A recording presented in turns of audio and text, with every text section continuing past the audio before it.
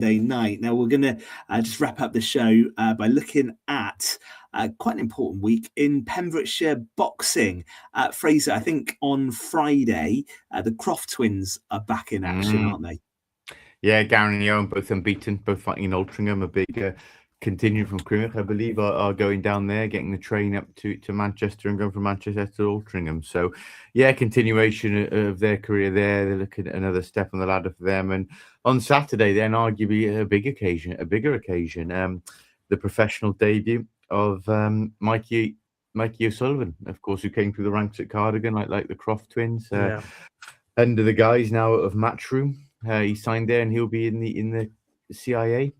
I lose track of it. The name changed a bit over the years. The Cardiff International. We know what you mean. Fighting actually on the undercard of a Lauren Price World Title fight. So that's going to be a big occasion for him. So big again for Pembrokeshire boxing on the back of a very good month actually. Ben, the West Division Box Cup a couple of weeks ago, which is all the best young boxers from all over West Wales. Our Merlin's Bridge went down with 5 or 6 actual competition winners there. I think it's actually 5 out of 6 finals that our boxers got to. We won, and Cardigan had a couple of winners from there as well. And I believe clubs in Narberth and Tenby did too. Excellent. So really strong Pembrokeshire showing in that.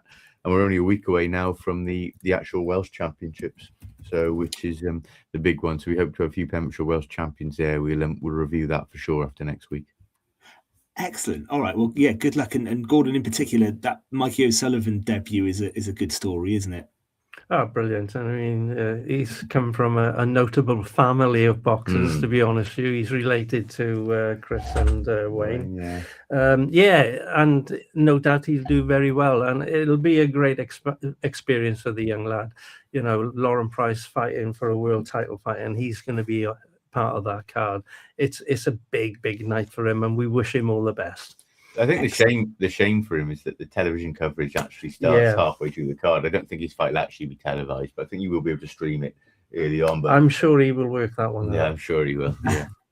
I don't think he'll particularly care. He won't be doing it, but the family will be. Interesting opponent as well, a Latvian guy who's had a lot of fights under his belt.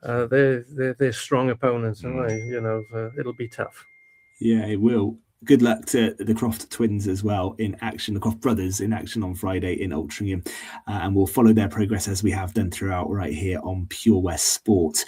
Fraser, we were talking actually through the show about it being a busy time for a number of our clubs. And actually, you made the point to us off air that it is difficult at the moment because cost of living continues to go up, and cost of petrol in particular has really rocketed, and we've got a bit of sympathy for some of our sides at the moment because that is going to be tricky, isn't it? It sounds a ridiculous thing to say that a conflict in the other side of the world can affect sport in Pembrokeshire, but it's absolutely right. You've seen the petrol costs at the moment. We're at a stage of the season, Ben. Remember all the inclement weathers we've had? You've got Neyland, I think, on Wednesday night, off the top of my head, going to Ammon United.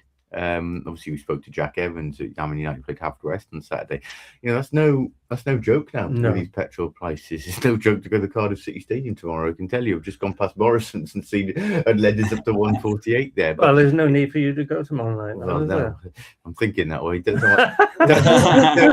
tell my son that. You don't want to let him down, mate. But it's a serious conversation. And remember, if this continues and there's no sign of it de-escalating at the moment, you've got things here like long course weekends, some like Tour of Pembrokeshire in a couple of weeks. People drive down from England and the likes all over Britain for those events.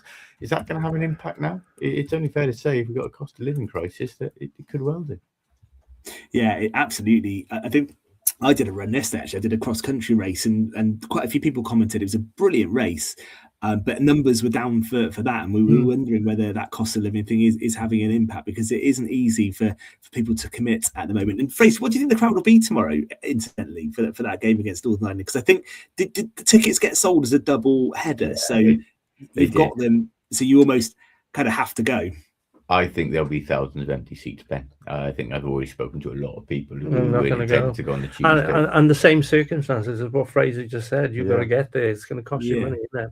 I mean, I had joked there, but on a serious note, I'm actually not in work on Tuesday and Wednesday. It happens anyway. Otherwise, I would seriously think about it, to be honest. It's only because it's fallen a good time. But you can't blame people, really. No. You live in and around Cardiff, and maybe it's a little bit different, but you can't blame. You've got to remember some fans come down from North Wales for these games as well. So you can't blame for not traveling. Yeah. I'm just going to ask Tom to help me out. Can you read that message? In fact, no, don't worry. I can see it now. There's a message that's come in. Fraser, let's get Nathan Thomas and Lee Hudgell on, still playing and coaching the Bridge under-13s. They're playing for the under-13s. They're playing. Oh, well done, Nathan and Lee. I'd happily have them on. Two very good players and a lot of stories to tell. Those two from Pembrokeshire football. In fact, I owe Lee a favour. He took my son to his academy match yesterday because we were a bit stuck. So okay. maybe that's how I'll repay it by inviting him on here. But no, the Bridge might feel they could have done with them both Saturday. I don't know. Hudgie is still playing every now and again. But no, good. Both two very, very good servants and players in Pembrokeshire football, those two. We'll get them on. We'll offer it. Yeah, they can come on anytime they want to. Absolutely right. And we've managed to get to the end of the show pretty much, and I've not had a rant about what's going on at Tottenham.